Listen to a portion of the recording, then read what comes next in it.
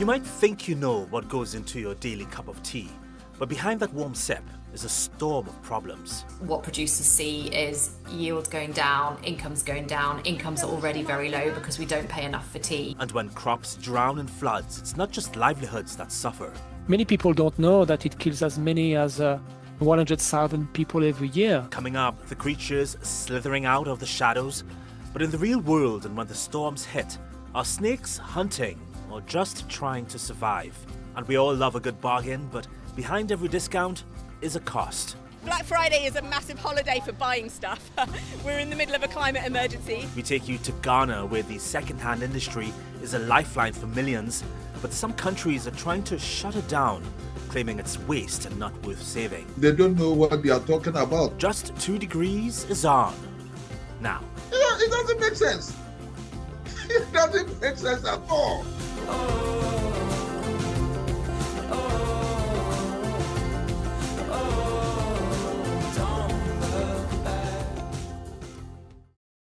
She wears a fade of blue jeans. She sprays on every day. We all love a good pair of jeans. They're comfy, they're timeless, and I like to think they go with pretty much everything. And let's be real, we feel pretty good wearing them. But here's the not so cool part. Your favorite denim is an eco-disaster in disguise.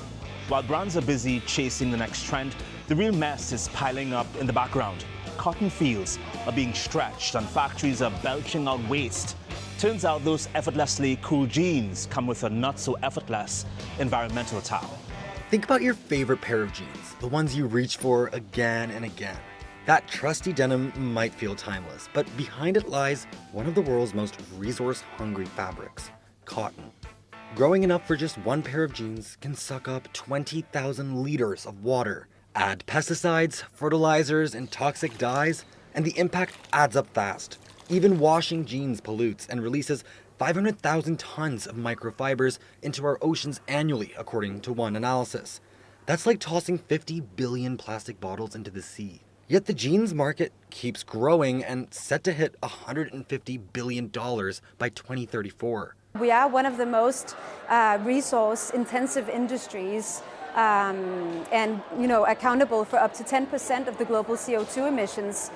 And considering the environmental climate that we are experiencing, in these years, it's urgent that the industry changes. But like most things climate, it's a complicated web of supply and demand. Cotton supports some 50 million families in 70 countries, with India and China producing half the world's supply.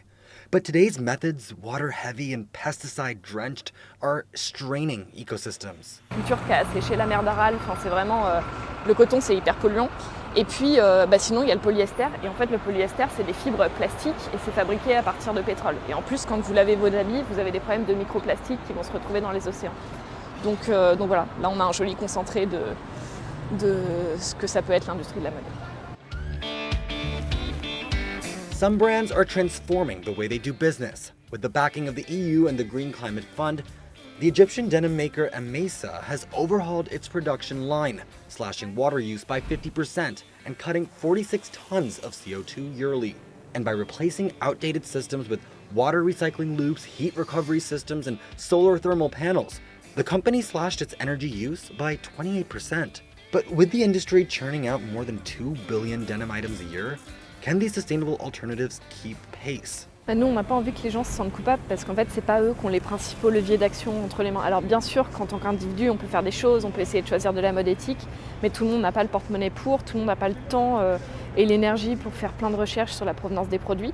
Nous, ce qu'on dit aujourd'hui, c'est que c'est vraiment d'abord à l'industrie et au gouvernement de faire les efforts en premier et d'imposer un cadre. Speaking of enforcement, some countries, including France, Denmark, and Sweden, are looking to classify second-hand clothing as hazardous waste, as they look for different ways to tackle the waste problem.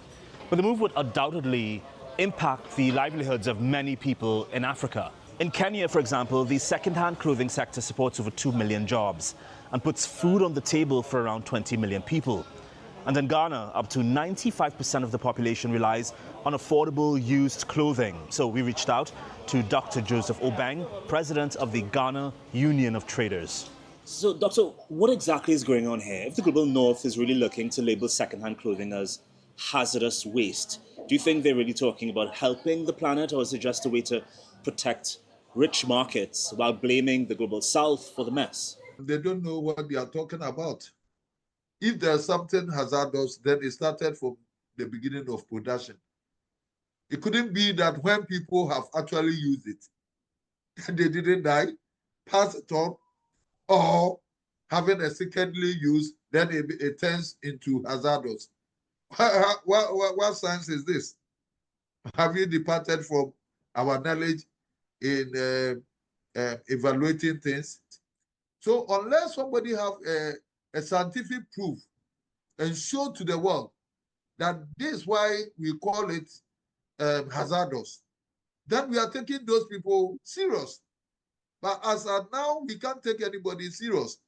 As a matter of fact, if you are even thinking about the disposal, the so-called fast fashion that has come is made of nylons and plastics and all that do not easily absorb into the soil.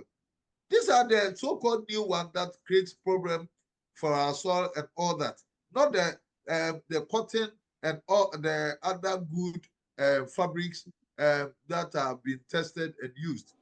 I understand. So there's this push to call secondhand clothing hazardous waste. That sounds pretty extreme for a place like Cantamanto, where reuse is a way of life, really. What goes through your head when you hear them describe secondhand clothing like that? Whoever is propagating that these are hazardous and that we have to ban the use is not doing a good job, and it's not even being scientific. Because if he's saying that the old fabrics or old materials are hazardous, is he also saying that the new ones that are being produced by these big brands and all that, they don't get old or what, or they don't have end of life? It doesn't make sense. It doesn't make sense at all. I wonder why people, a learned group of people, will sit down and then bring out these malicious theories and all that to destroy an industry that has helped.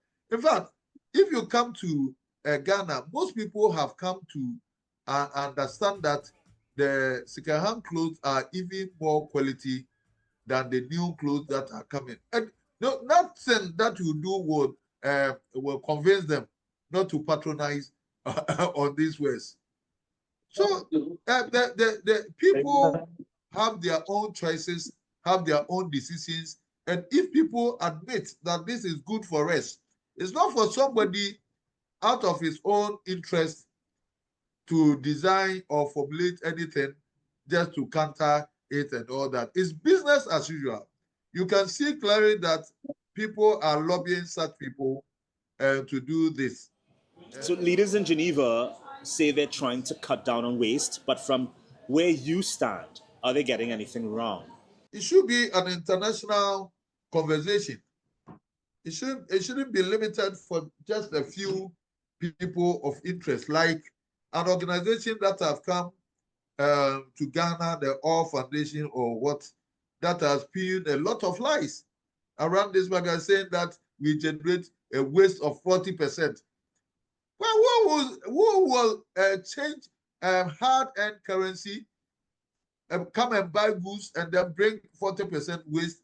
Are the people mad or some sort? Then they bring some pictures of a textile, a dump of textile waste and all that. We have gone to the market, exploit wherever this dumping area is, and it is nowhere to be found. And yet they keep on spewing these lies and getting a lot of funds also for these lies. They're getting a lot of funds. So it means that there are some people who are sponsoring them to do what they are doing, to destroy. That's why we took that demonstration and all that. If care is not taken, And you know, Ghana is a very civilized country, a peace-loving country, but sometimes, if pushed to the wall, maybe people will do things that may not even augur well for their presence in our market. But we'll do everything legitimately, but we think that we also need a voice. Wherever the conversation is, we should also be represented so that we make our case. That it shouldn't be with the people who do not even stay here, spew those lies just to have their way and propagate for the people that they are serving them. This is not to be accepted. It's not fair. This, we have to find a solution if there's a problem. But let's be honest and see the problem. If it is actually a problem, then we find a solution. Then it shouldn't be a trade war between the so-called third-hand uses or the mega supermarkets, fast fashion, and all that. The fast fashion, the so-called fast fashion, it does not even sync with our soil because they are all plastic and silk and other. I don't want to use certain adjectives, but let's end it here before I say certain things. But I believe we have to do the right thing. If it creates a problem, we are human beings. It's against humanity that people do wrong things. So, but then let the problem be clear so that when we are solving it, we can solve it well. It shouldn't be that we are doing it to the advantage of one and then to the disadvantage of the other.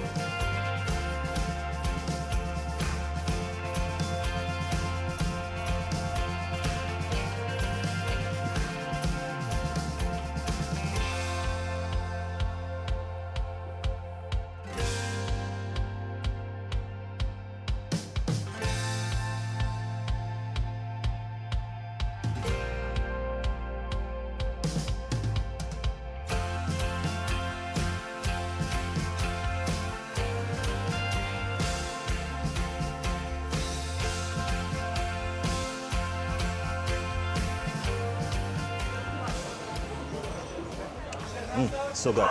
How many cups of tea do you have a day, a week? It's a ritual many of us take for granted, but behind your sips is an infrastructure and systems that rely on the weather. And irregular rainfall, for one, is quickly becoming the new normal. But despite the climate challenges, tea farmers in Kenya, for example, help provide the tens of millions of cups for people in the UK alone. But surveys show that 70% of pickers can't afford basic needs. That's why the UK's Fairtrade Foundation is speaking up and urging shoppers to pay attention to the brands they support. They're encouraging tea lovers to choose companies that guarantee that the farmers and workers who make this all happen earn fair pay and have safe working conditions. Becky, so your Fairtrade Foundation has launched a new campaign about tea. Why? The Brew It Fair campaign is all about calling on consumers to purchase more ethical tea, calling on businesses to be more conscious of the challenges in tea supply chains and what actions they can take for a more fair and sustainable tea sector.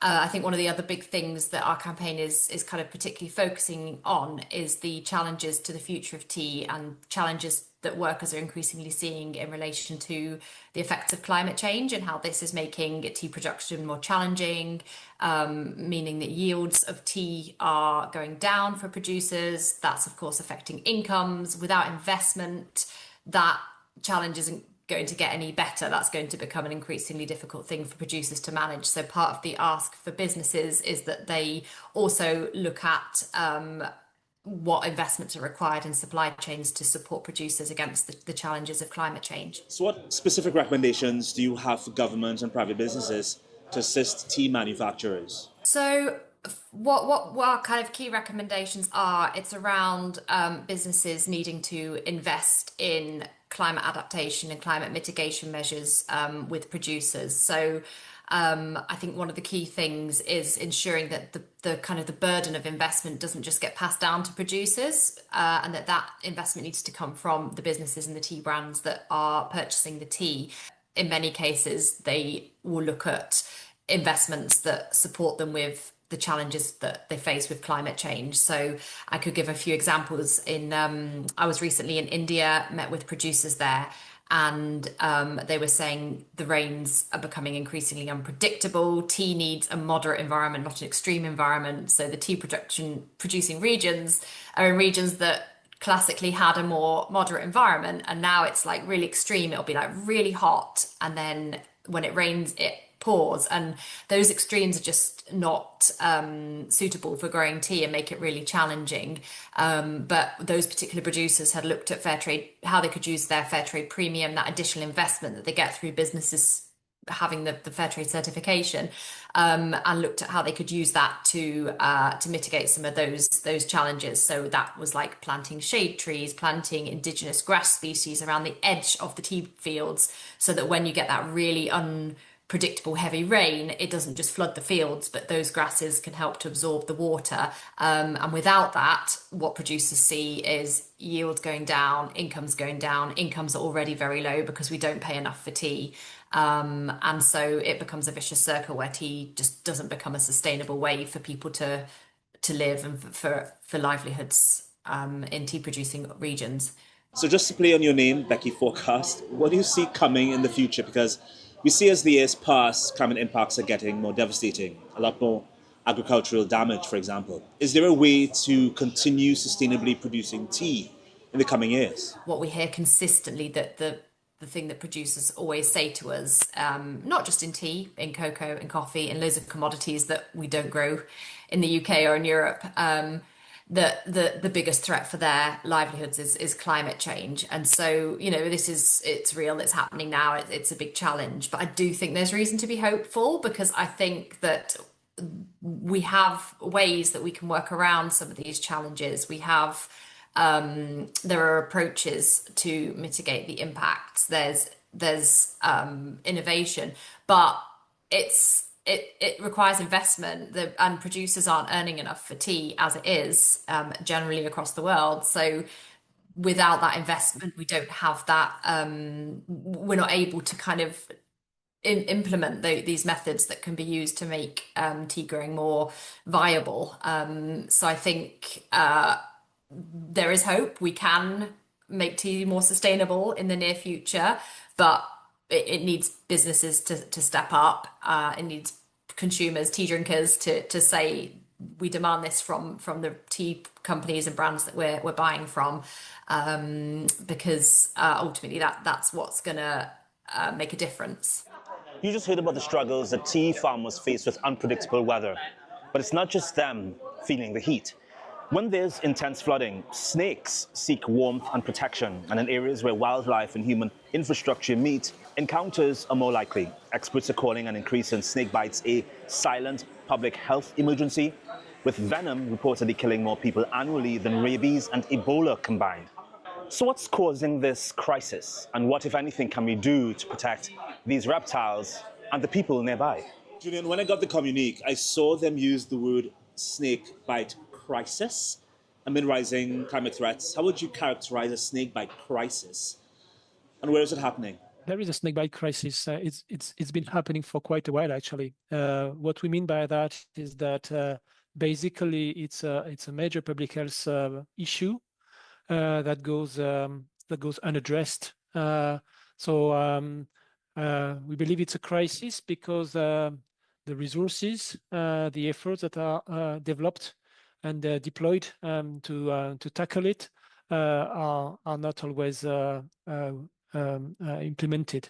So this is why we consider it as a crisis. I also saw in the communique, it characterized snake bites as one of the world's most neglected health emergencies. driven not by biology, but inequality. Can you explain that? Yeah, I mean, it's many people don't know that it kills as many as 100,000 people every year. So it has a big burden. And in addition to that, many snakebite victims also develop complications and sequela following the snakebite if they survive, including in some of the worst cases, amputation. So many people who are bitten by snakes have either die or have very important disabilities. It's very neglected because basically in many countries, not everywhere, but in many countries, very little is done to properly treat and manage the cases. And also in terms of prevention, there are many things that could be done, but awareness session and educational session at community level are very scarce. So that's why we believe it's one of the most neglected disease currently. Why are snake bites increasing as global warming accelerates? It's not exactly clear. It's not completely clear yet. What we know already is that due to climate change, there is an increased risk of flooding, and we know that flooding is a risk factor for snake bite because basically during or after flooding or during flooding, snake specimens, just like human beings, they're looking for shelter. So the risk of encounter between the snake and the humans is increased, as simple as that. So we know that with the increased risk of heavy rainfall and flooding, there are some increases in the numbers of snake bite. With regards to temperature, the picture is a bit different. We don't know yet exactly, but there will be some changes in the geographical distribution of snake species. There may be a loss of biodiversity, so some snake species may be less abundant, but other snake species may be more abundant. Some preliminary work has been done to try to assess that, and in certain settings, particularly in West Africa, there is a risk of more abundance of some venomous snake species. So it may depend from one location to another. I wonder if venomous snakes benefit at all in any way from the rise in global temperatures? No. So some of the venomous snakes, so each species has a specific habitat. So any changes in the parameters, whether it be temperature, rainfall, or other things, may have an influence on the habitat. So some of the species may benefit from that, and others may not. So be changes in the distribution of snake species. Some of them will be more abundant once again, and others may be less. It's difficult to give one big solution or one big appreciation for all of them. As warming temperatures increase the likelihood of snake-human encounters, it's time we clear the air on exactly what this reptile contributes to the world around us.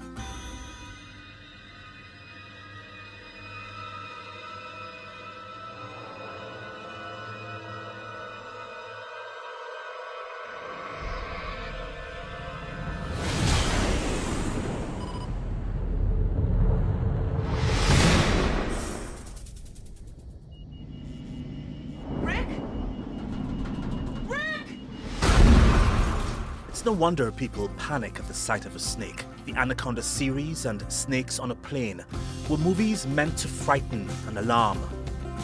But the reality is nearly 90% of snakes aren't even venomous, and the ones that are only bite when threatened. But snakes are vital players in our ecosystems as both predator and prey. They help prevent disease outbreaks and protect crops by keeping pests like rats, frogs, insects in check. And they make great meals to creatures like wild boars and hawks.